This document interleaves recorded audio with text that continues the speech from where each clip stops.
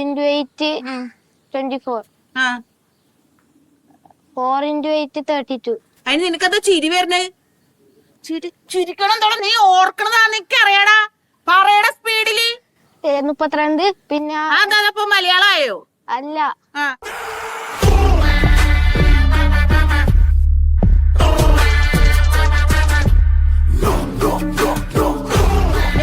Speed പറയടാ നീ. Speed പറയടാ നീ.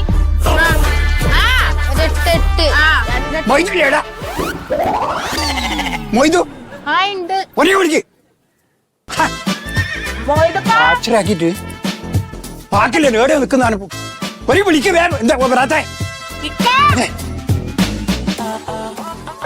വിളിക്കുന്നത് ആരാണ്ടി മാടാ ഇങ്ങോട്ട്. ഇങ്ങോട്ട് വന്നി. നീ നാട് കറച്ച് ഞാൻ തോറ്റരാകാൻ തോക്കരാകാൻ എന്നിട്ട് വിളിച്ചു പറഞ്ഞു നടക്കുന്നത്. പിന്നെ നിങ്ങൾ എവിടെയെങ്കിലും ജയിച്ചിട്ടുണ്ടോ? ഞാൻ ജയിച്ചിരുന്നിരിക്കാൻ വേണ്ടത് പറയാൻ വന്ന നീ അല്ല കടയുന്നല്ലോ. ഞാൻ ഇനി പറയൂ. തോറ്റകാൻ എടാ ഞാൻ തോറ്റി നിനക്കെന്ന് വേണ്ടത്. ഞാൻ തോൽവി രാഘവൻ നീ നാട്ടിൽ കണ്ടാവോടെ തോറ്റാണോ ജയിച്ചിടാക്കോന്ന് പറയാൻ പറ്റുമോ? ഭാര്യ മക്കളൊക്കെ നിങ്ങൾ ഇട്ടേച്ച് പോയത് കൊണ്ടാവും നോക്കിങ്ങള്. ഇവൻ എന്റെ ആവശ്യമില്ല. എന്തോ ഞാൻ മൂപ്പറൊക്കെ പറ്റിയിട്ട് തോൽവി രാഘവൻ എവിടെയാ പറഞ്ഞു ഇത്രേ. ഞാൻ തോൽക്കേ ജയിക്കേ തോക്കേ ചെയ്യുന്നു. ഞാൻ എന്റെ പൈസയല്ലേ പോകുന്നതില് ഇവനെന്ത് നഷ്ടം? ശരിയല്ലേ?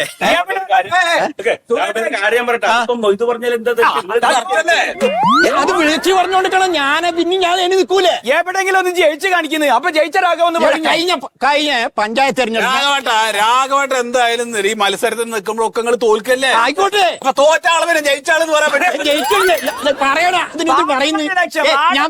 എല്ലാ ലക്ഷ്യം നിങ്ങൾ ഞാൻ പറയട്ടെ. കഴിഞ്ഞ പഞ്ചായത്ത് ഇലക്ഷനില് ഞാൻ ഈ വാർഡിൽ മത്സരിച്ചപ്പോ ഒരു വോട്ടിനെ തോറ്റെ. അത് ഈ ചങ്ങായി വോട്ട് ചെയ്യാൻ ഞാൻ ചെയ്യൂല. നിങ്ങളെ പോലെ ഒരു നാട് എന്റെ ദോഷം. ഇന്റെ പ്രശ്നമില്ല. എപ്പതാ നല്ലപോലെ ഞങ്ങൾ മോനെ പഠിപ്പിച്ചോണ്ടിരിക്കണോള്. അതിന്റെ അടുത്ത് ഇങ്ങോട്ട് വന്നിട്ട് തോൽവി രാഘവൻ വിളിച്ചാൽ ഇവൻ ആടെ ഇനി വെറുതെ വേറുണ്ടാക്കല്ലേ. സംഗതി മൂപ്പര് എല്ലാത്തിനും പോയി നിൽക്കുമ്പോ ഒക്കെ തോൽക്കും ചെയ്യും. തോൽവി രാഘവൻ തന്നെയാണ് ആൾക്കാർ പറയുന്നത്. ഇടയ്ക്കിടയ്ക്ക് ഇങ്ങനെ പറയണ്ടത്. അതാണ് എന്തിനു പറയണത് വെറുതെ. ഹലോ ആര് അവാടാ എനിക്കാ? എനിക്കല്ലേ? പുറത്താണോ? അതെയാ? ഓക്കെ കാണിച്ചു തരടാ.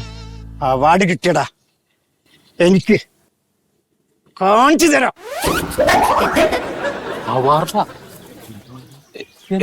എന്താ ഓടല്ലേ ഞങ്ങളോട് പറയാം എന്താ സംഭവം. എവിടെ അത് പോയിക്കോ. ബുക്ക് എടുക്കടാ. എന്നാലും എന്താ പാടേക്കും കിട്ടിണ്ടാവും.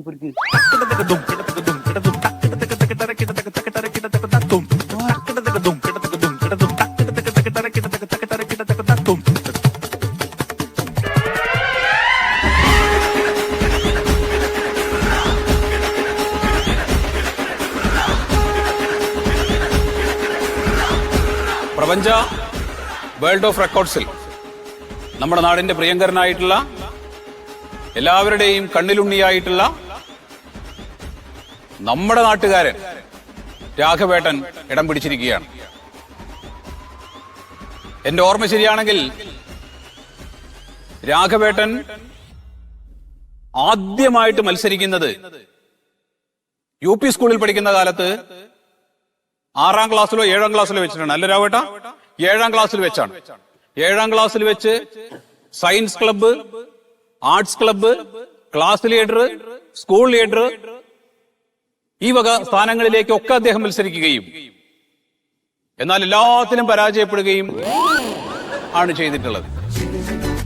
അത് അദ്ദേഹത്തിൽ ഒരു പുതിയ ഊർജമുണ്ടാക്കി എന്നാണ് അദ്ദേഹം പറയാറ്. അങ്ങനെ വോട്ടവകാശം ആയതോടുകൂടി നമ്മുടെ പഞ്ചായത്ത് തെരഞ്ഞെടുപ്പുകളിൽ, സൊസൈറ്റികളിലെ തെരഞ്ഞെടുപ്പുകളിൽ, നിയമസഭയിലേക്കുള്ള തെരഞ്ഞെടുപ്പ്, കാർഷിക ബാങ്കുകളിലേക്കുള്ള തെരഞ്ഞെടുപ്പ് ഇനി ഞാൻ പറയുന്നില്ല. എല്ലാ തെരഞ്ഞെടുപ്പുകളിലും പാൽ സൊസൈറ്റി മുതൽ പാർലമെന്റ് വരെയുള്ള തെരഞ്ഞെടുപ്പുകളിൽ അദ്ദേഹം മത്സരിക്കുകയും ഒരു മത്സരത്തിൽ പോലും വിജയിക്കുകയും ചെയ്തിട്ടില്ല എന്നുള്ളതാണ് അദ്ദേഹത്തിന്റെ നേട്ടം. എല്ലാ മത്സരങ്ങളിലും തോൽവി മാത്രം ഏറ്റുവാങ്ങിയിട്ടുള്ള ആളാണ് രാഘവേട്ടൻ. നമ്മുടെ കുട്ടി കുഞ്ഞുങ്ങളോട് ചോദിച്ചാൽ അറിയാം, അവർ പറയും ദേ പോണ് തോൽവി രാഘവേട്ടൻ, ദേ പോണ് തോൽവി രാഘവേട്ടൻ. നമ്മുടെ കുട്ടികൾ പറയും, നമ്മൾ കേട്ടിട്ടില്ലേ? ഇങ്ങനെ ഓരോ തെരഞ്ഞെടുപ്പുകളും മത്സരിച്ച് തോറ്റിട്ടുള്ള രാഘവേട്ടനാണ് ഇന്ത്യയിൽ ഏറ്റവും കൂടുതൽ മത്സരങ്ങളിൽ തോറ്റ ആൾ എന്നുള്ള നിലയ്ക്ക് പ്രപഞ്ച വേൾഡ് റെക്കോർഡിൽ അദ്ദേഹം ഇടം നേടിയിട്ടുള്ളത്. അങ്ങനെ ഭൂലോക തോൽവി എന്ന നിലയ്ക്കുള്ള അംഗീകാരമാണ് അദ്ദേഹത്തെ തേടിയെത്തിയിട്ടുള്ളത്. ഓരോ പ്രാവശ്യം തെരഞ്ഞെടുപ്പുകളിൽ തോൽക്കുമ്പോഴും വീട്ടുകാർ പറഞ്ഞിരുന്നു വേണ്ട, അത് ബുദ്ധിയില്ലാത്ത ഏർപ്പാടാണ്, അതിന് നിൽക്കണ്ട. നാട്ടുകാർ പറഞ്ഞിരുന്നു, പരിചയക്കാർ പറഞ്ഞിരുന്നു, എല്ലാവരും പറഞ്ഞിരുന്നു. അന്ന് അദ്ദേഹം തുടർന്ന് മത്സരിക്കാതിരുന്നെങ്കിൽ ഈ റെക്കോർഡ് അദ്ദേഹത്തിന് ഒരിക്കലും കിട്ടുമായിരുന്നില്ല. നമുക്കറിയാം, ഞാൻ കൂടുതൽ ദീർഘിപ്പിക്കുന്നില്ല. നമ്മുടെ കൂടെ ഈ പ്രപഞ്ച വേൾഡ് ഓഫ് റെക്കോർഡിന്റെ പ്രതിനിധിയായിട്ട് ഇവിടെ വന്നിട്ടുള്ള മന്മഥൻ സാറിനെ ഒന്ന് രണ്ട് വാക്കുകൾ നിങ്ങളോട് പറയുന്നതിന് വേണ്ടി അദ്ദേഹത്തെ ക്ഷണിക്കുന്നു.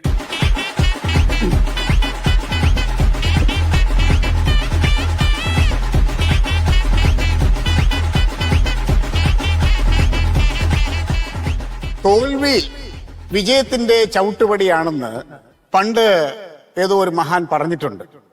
അത് അന്വർത്ഥമാക്കിയിരിക്കുകയാണ് നമ്മുടെ പ്രിയപ്പെട്ട രാഘവേട്ടൻ. അതിനൊരു നല്ല കയ്യടി രാഘവേട്ടന് കൊടുക്കണം.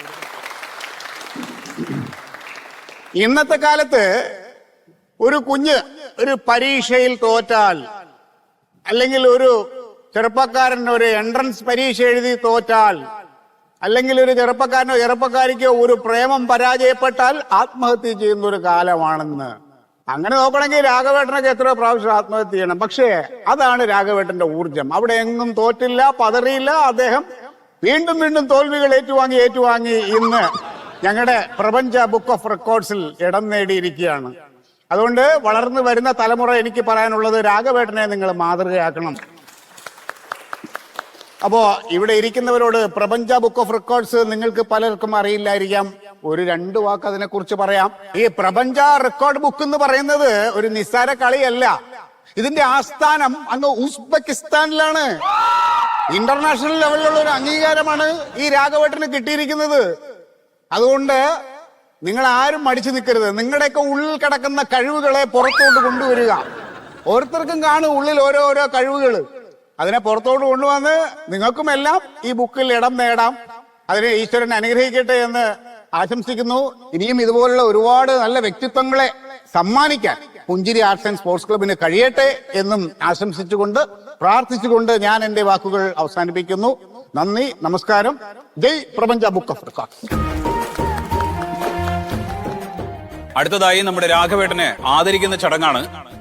ആദരിക്കുന്നതിന് വേണ്ടി നമ്മുടെ സ്ഥലം എസ് ഐ പ്രസാദ് സാറിനെയും ആദരം സ്വീകരിക്കുന്നതിന് വേണ്ടി നമ്മുടെ രാഘവേട്ടനെയും ക്ഷണിക്കുന്നു. രാഘവേട്ട.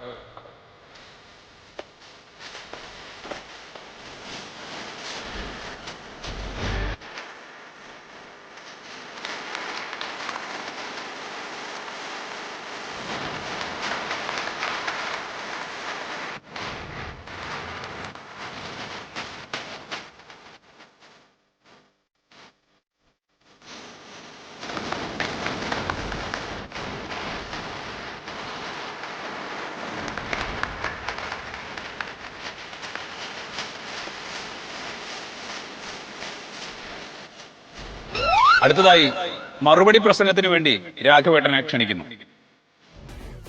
എന്താ മൊയ്ത്, അവിടെ ഒരു ചടങ്ങ് നടക്കല്ലേ, നീ എന്താ ഈ പണിയെ കാണിക്കല്? എന്തേ ഇപ്പൊ ആദരിക്കൽ കഴിഞ്ഞിട്ട് ആ രാഘവേട്ടൻ മറുപടി പ്രസംഗം നടത്തണം. ആ നേരത്തെ ഇങ്ങോട്ട് വിളിച്ചാലോ, അവിടെ നിന്നിട്ട് കേക്ക് ബാ. എന്താ ആളമറ്റാക്ക അവിടെ ഞാൻ എങ്ങനെ വന്നിരിക്കുക? രാഘവേട്ടൻ ഞാനും എങ്ങനെയാന്ന് എനിക്ക് അറിഞ്ഞൂടെ. പിന്നെന്തിനാണ് ഇങ്ങോട്ട് വന്ന്? ഞാൻ വേറൊരു ആവശ്യത്തിന് വന്നാണ്. അപ്പൊ എനിക്ക് എന്നോടൊരു കാര്യം ചോദിക്കാൻ വേണ്ടിയിട്ടാണ് പറഞ്ഞ കൊണ്ട് വിളിച്ചത്. അതാ ചടങ്ങ് കഴിഞ്ഞിട്ട് ചോദിച്ചോ. അതല്ല, രാഘവേട്ടനെ ഈ പ്രപഞ്ച ബുക്കിൽ എങ്ങനെ കയറിക്കൂടി? ഏറ്റവും കൂടുതൽ മത്സരിച്ച് തോറ്റ ആള് അത് ഇന്ത്യയിലെ മൂപ്പരേ ഉള്ളൂ. മൂപ്പരെ മറികടക്കണം ഇനി വേറെ ആള് കയറണമെങ്കിൽ. തോറ്റ ആൾക്കാർക്കൊക്കെ ഇങ്ങനത്തെ ഇത് കിട്ടും പുരസ്കാരങ്ങള്? എടാ തോറ്റ ആൾക്കാർക്കല്ല, ഈ റെക്കോർഡ് ബുക്കിലൊക്കെ ഇടം നേടുക എന്ന് പറഞ്ഞു കഴിഞ്ഞാൽ ജീവിതത്തിൽ ഇന്ന് വരെ ആരും ചെയ്യാത്തൊരു കാര്യം ചെയ്ത ആള്. അപ്പൊ ഈ ബുക്കില് വേറൊരാൾക്ക് കയറാൻ എന്താ ചെയ്യാ? ഇപ്പൊ രാഘവട്ടം കയറിയ പോലെ എനിക്ക് കയറണം. എനിക്കൊന്ന് കയറണം. എനക്കൊന്നും പറ്റില്ല. അത് തോറ്റത്? വയസ്സത്ര ഇനി ഈ മത്സരത്തിൽ എന്നെക്കാട്ടും വയസ്സില്ലേ രാഘവട്ടന്? മൂപ്പര് മത്സരത്തിൽ തോറ്റ പോലെ തോൽക്കണക്ക് നീ ഇനി എത്ര തോറ്റിട്ടില്ല, തോറ്റിട്ട് എനിക്ക് വേണ്ട. പിന്നെ ജയിച്ചിട്ട് എന്തായിട്ട് മാനദണ്ഡം അറിയാൻ വേണ്ടിട്ടാ. അതിന്റെ മാനദണ്ഡം അറിയണമെങ്കിൽ ഇപ്പൊ പ്രപഞ്ച മറ്റേ റെക്കോർഡ് ബുക്കിന്റെ പ്രതിനിധി അവിടെ ഇരിക്കണില്ലേ, നമ്മുടെ മന്മഥ സാറ്. വാ മൂപ്പരെ കാണാൻ. ചടങ്ങ് നടക്കുമ്പോഴോ ഞങ്ങൾ ക്ഷണിച്ചിട്ട് വന്ന അപ്പൊ ഒന്നും കാണാൻ പറ്റില്ല. മൂപ്പരെ കാണണമെങ്കിൽ നീ ഒഴിവുപോലെ വീട്ടിൽ പോയി കാണും. വീട്ടിൽ പോയി കാണാൻ പറ്റുമോ? മൂപ്പര് വീട്ടിലുള്ള സമയത്താണ് കാണാൻ പറ്റും.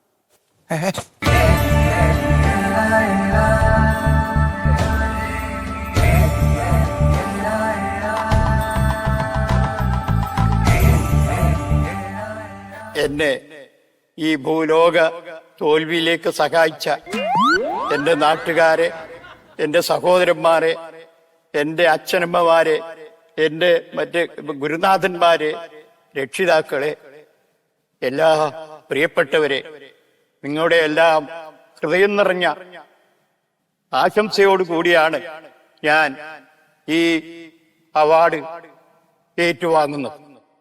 നിങ്ങൾ ഇനിയും എന്നെ തോൽപ്പിച്ച് ഇനിയും ഇത്തരം അവാർഡുകൾ വാങ്ങി തരയണമേ എന്ന് മാത്രം നിങ്ങളോട് അഭ്യർത്ഥിച്ചുകൊണ്ട് ഞാൻ എൻ്റെ ഈ ചെറുവാക്കുകൾ അവസാനിപ്പിക്കുകയാണ്.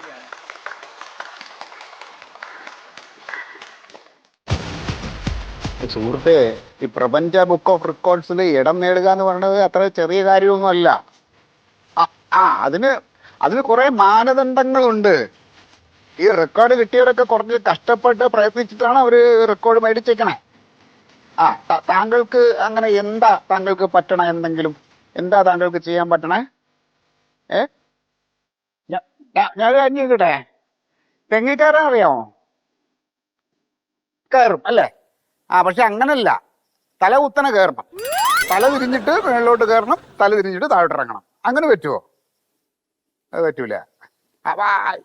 വേറൊരു കാര്യമുണ്ട്. ഒരു മണിക്കൂറിലൊരു 250 സിഗരറ്റ് വലിക്കാൻ പറ്റുമോ? ഇവിടെ 200 റെക്കോർഡ് കിടപ്പുണ്ട്. അത് കടന്നാ നല്ലതാ. അത് 200 കഴിഞ്ഞപ്പോ അയാൾ പിന്നെ തട്ടിപ്പോയി. അതാണ്. അപ്പൊ ഏതാണെന്ന് വെച്ചൊന്ന് ഒന്ന് ആലോചിച്ചിട്ട് തന്നെ വിളിക്ക് കേട്ടോ. ബാക്കിയുള്ള കാര്യങ്ങൾ ഞാൻ പറഞ്ഞുതരാം. ഇച്ചിരി തിരക്കുണ്ട്. ഒരു മണ്ണും മുണ്ണാക്കും അറിഞ്ഞൂടാ. അവാർഡ് വേണം, ഗിന്നസ് റെക്കോർഡ് വേണം, മറ്റേ റെക്കോർഡ് വേണമെന്ന് പറഞ്ഞിട്ട് കാര്യമുണ്ട്. നമ്മളതിന് പറ്റണം ചെയ്തു കൊടുക്കും. അല്ല പിന്നെ മൊയ്ത് പറഞ്ഞു വന്നത് മൊയ്തുവിന് ഞാനും ഒരു റെക്കോർഡ് എങ്ങനെയെങ്കിലും കിട്ടണം എന്നുള്ള എന്ത് പെട്ടെന്ന് അങ്ങനെ തോന്നാൻ? പെട്ടെന്ന് വെച്ചാല് രാഘവന് കിട്ടിയല്ല തോൽവിക്കുള്ള റെക്കോർഡ്. രാഘവന് ഞാനല്ലേ അതെല്ലാം സെറ്റ് ചെയ്ത് കൊടുത്തത്. എനിക്കറിയാം. രാഘവ ഒരു തോൽവിയാണ്. അയാള് ലോക തോൽവിയാ. അത് വർണ്ണിക്കാൻ വാക്കുകളില്ല. ഭൂലോക തോൽവി എന്നുണ്ടെങ്കിലും പറയാം. അപ്പൊ ഞാൻ അന്വേഷിച്ചപ്പോഴേ മന്മഥൻ സാറാണത് ശരിയാക്കി അതൊക്കെ ഞാൻ ചെയ്തു കൊടുക്കും. അപ്പൊ സാറ് വിചാരിച്ചാൽ എനിക്കും അങ്ങനെ എന്തെങ്കിലും ഒന്ന്, കാരണം ഞാനും ഈ രാഘവനും അയൽവാസികളാണേ. അപ്പൊ ഞങ്ങള് കുറെ കാലമായിട്ട് ശത്രുതയിലാണ്. അപ്പൊ അയാൾക്കിപ്പോ ഈ റെക്കോർഡ് കിട്ടിയതിനു ശേഷം അയാൾക്ക് ഭയങ്കര ഒരു അഹങ്കാരം. അഹങ്കാരം വേണം. അല്ല, അഹങ്കാരമല്ല, എനിക്ക് അംഗീകാരം വേണം.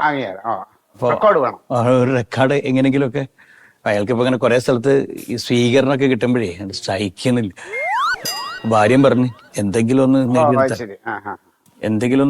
എന്താ ഇതിനെ പറ്റി എന്തെങ്കിലും കയ്യിലുണ്ടോ? ഇപ്പൊ രാഘവൻ എന്ന് പറഞ്ഞാൽ തോറ്റ് അങ്ങേറ്റം.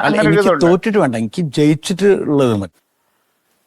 ആണെങ്കിലേ നമ്മുടെ ഈ സോഷ്യൽ മീഡിയയിലുണ്ടല്ലോ, ഫേസ്ബുക്കിലും വാട്സാപ്പിലും അതിലും ഇതിലൊക്കെ വന്നിട്ട് നമ്മുടെ ആൾക്കാരെ വെറുപ്പിക്കുന്ന രീതിയിൽ എന്തെങ്കിലുമൊക്കെ പറയുക. അതായത് അതിന് മോശം കമന്റ്, ആൾക്കാർ തെറിയായിട്ട് കമന്റ് ഇങ്ങനെ. അതിൽ ഏറ്റവും കൂടുതൽ തെറി കമന്റ് വാങ്ങുന്ന ഒരാള് അങ്ങനെ ഒരു സാധനം ഒന്ന് റെക്കോർഡ് പിടിച്ചാൽ അത് കിടപ്പുണ്ടൊരു സാധനം ഫേസ്ബുക്കിലോ വെറുപ്പിക്കണം ആൾക്കാരെ. അതൊരു നെഗറ്റീവ് അല്ലേ. എനിക്ക് വീട്ടില് ഭാര്യ മക്കളൊക്കെ ഉള്ളതുകൊണ്ടേ, പിന്നെ ഞാൻ 5 നേരം നിസ്കരിക്കുന്ന ആളൊക്കെയാണ്. അപ്പൊ നമ്മള് പോയി തെറി വരാന്ന് പറയുമ്പോ വേറൊരു കാര്യം, ഒരു മാസം പുല്ല് തിന്ന് ജീവിക്കാൻ പറ്റുമോ? ഒരു മാസം പുല്ല് തിന്ന്, വേറെ ഒന്നും തിന്നല്ലേ, അത് കൊള്ളാം. പുല്ലോ? ഈ പച്ചക്കറി അത് ഇത് തിന്നും പോലെ തന്നെ പുല്ല് തിന്നണം. പുല്ല് ദിവസവും പറിക്കുക, പുല്ല് തിന്നുക. ഒരു മാസം അങ്ങനെ പുല്ല് തിന്ന്. ഈ ബീഫും ചിക്കനും ഇല്ലാണ്ട് എനിക്ക് ഒരു ദിവസം പറ്റൂല. അങ്ങനത്തെ ഒരു പ്രശ്നമുണ്ട്. അതല്ലാണ്ട് വേറെ എന്തെങ്കിലും